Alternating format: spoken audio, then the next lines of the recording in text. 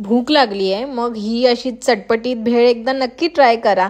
तर याच्यासाठी आपल्याला कांदा, टमॅटो, हिरवीगार अशी कोथिंबीर कापून घ्यायची आहे. आठवडे बाजारातून हा जो 20 रुपयाचा चिरमुऱ्याचा पुडा भेटतो, कोणाकोणाला माहिती आहे मला कमेंट बॉक्समध्ये नक्की सांगा. त्यातलेच मी चिरमुरे घेतले आहे, त्याच्यामध्ये ऑलरेडी फरसाण असतो. चिरलेला कांदा, टमॅटो, कोथिंबीर हे सगळं याच्यात टाकून मस्त एकजीव करून घ्यायचं आहे. आणि मुंबई स्टाईल सुक्या भेळीचा हा मी मसाला रेडी करते. हा माझा सिक्रेट मसाला आहे. तुम्हाला याची रेसिपी पाहिजे असेल तर मला कमेंटमध्ये सुखी भेळ टाईप करा, मी हे DM मध्ये तुम्हाला शेअर करीन याची रेसिपी.